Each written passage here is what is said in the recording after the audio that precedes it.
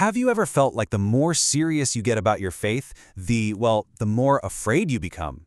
It's a really weird, frustrating spot to be in. So today, we're going to dive right into that. We'll look at why a deeper walk with God can sometimes, paradoxically, lead to more fear and self-doubt. And together, we're going to find a path back to what I like to call true, holy freedom. So let's just put the question right out there bluntly. Did God make you more afraid? I mean, if you've ever felt that gap between the promise of peace you read about and the actual anxiety you're feeling, you are so not alone. This is the exact tension we're going to unpack right now.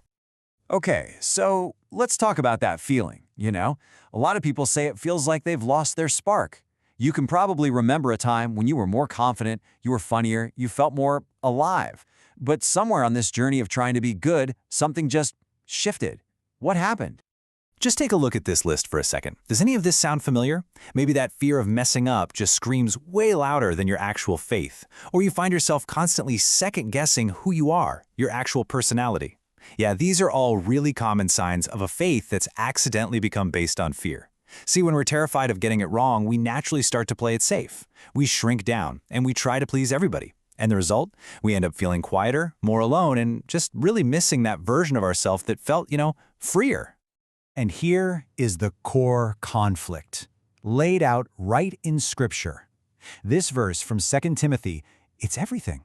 It tells us that the Spirit God has given us is not one of fear. It's one of power and love and a sound mind, a clear mind. So if that's the absolute truth, where is all this fear coming from? Well, that leads us to a really, really important question you have to ask yourself. Whose voice are you actually listening to? Because learning to tell the difference between the voice of fear and the voice of faith, that is the absolute key to breaking free from this thing. And check this out. This slide just lays the difference out so clearly. The voice of fear, it's a bully. It just yells at you with shame, it creates panic, and its accusations are always so vague and heavy, right? Just this constant crushing weight that you are never enough. Its whole mission is to push you away from God and leave you isolated. But then, look at the other side. The voice of Jesus brings peace, it brings hope, it's specific and it's gentle. Think about it, neither do I condemn you. It always, and I mean always, draws you closer. And this idea is just driven home perfectly right here in 1 John. It's not just that love and fear are different, they literally can't exist in the same space. One shoves the other out the door. So here's the bottom line. If the voice you're hearing is making you afraid, it cannot, by its very nature, be coming from the God who is perfect love. And this, right here, brings us to a huge, totally liberating mindset shift. What if your personality, your sense of humor, your boldness, your analytical mind, all of it, what if it isn't a problem that God needs to erase, but a gift He wants to redeem? The goal was never for you to become a washed-out version of yourself. It was for Him to take all of you and use it for His glory. So, okay, redeemed, not replaced. Sounds great, right? But what does that actually look like in our messy, day-to-day lives? How do we find that balance? That's what we're going to get into next, this hunt for the holy middle ground. So often, we end up falling into one of two traps. Think of it like you're driving a car. On one side of the road, you've got wild freedom. That's like driving with no hands on the wheel, totally ignoring sin. You miss out on holiness, and eventually that path just leaves you empty. But the other ditch is fearful control. And that's like driving with the emergency brake yanked all the way up. I mean, sure, you're safe, but you're not going anywhere. It turns faith into a set of chains and makes you shrink back from the very life you were created to live. And a huge piece of that fearful control trap is people-pleasing.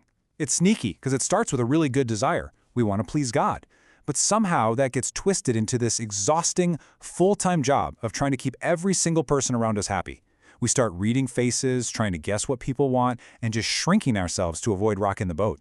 And we get so focused on not disappointing people that we totally lose sight of the one we were meant to be following in the first place. This, right here, this is the way out of that trap. The goal is to live for an audience of one. It's that simple, and that hard. When your focus shifts to only what God thinks of you, to His delight in you, the fear of what other people think, it just starts to lose its grip. Okay, so we've talked about the what and the why. Now let's get super practical. How do we actually do this? This next part is a 5-step guide you can start using like today to walk your way back to freedom. Let's walk through these. Step 1, name it. Get brutally honest with God. Just tell Him, fear has stolen my joy, it's taken over. This isn't complaining, it's just telling the truth. Step 2, hear him. You have to actively practice telling the difference between his voice and the noise. How? Try just a few minutes of quiet each day. Read scripture just to listen, not to study. Talk it out with a trusted friend. Step 3, reclaim your strengths. Seriously, make a list of your gifts, your humor, your smarts, your boldness, and specifically ask God, hey, can you redeem this? Show me how to use this for you. Step 4, keep holiness. This is so important.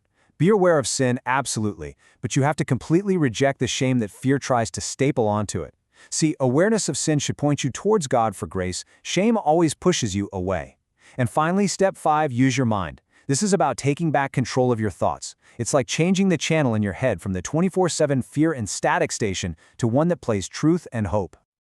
Now, when you start putting these steps into practice, even if it's messy and imperfect, your life really does begin to change. So let's talk about the payoff. What does it actually look and feel like to live in this holy freedom? It looks like this. It's this incredible blend of 3 things that fear tells you can't possibly go together. Think of it like a 3-legged stool. You need all 3 to be balanced. You become truly confident because you know your strength isn't yours, it's from Christ. You become truly humble because you know exactly where that strength comes from. And you become holy, living a life that actually reflects who God is. They're not fighting each other. They're in perfect, beautiful harmony. And in the end, it all comes back to this simple promise from Jesus himself. It's not your own effort or your striving or being perfect that sets you free. It's the truth about who God is and the truth about who he made you to be. So as we close this out, let's make it super personal.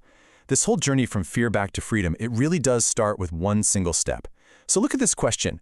What's one bold step? And it could be small, but one intentional step you can take today to start living this out. Maybe it's just letting out a real laugh without worrying what people think. Maybe it's sharing an idea in a meeting. Whatever it is, I hope you find it. Now go live, abundant, holy, and truly free.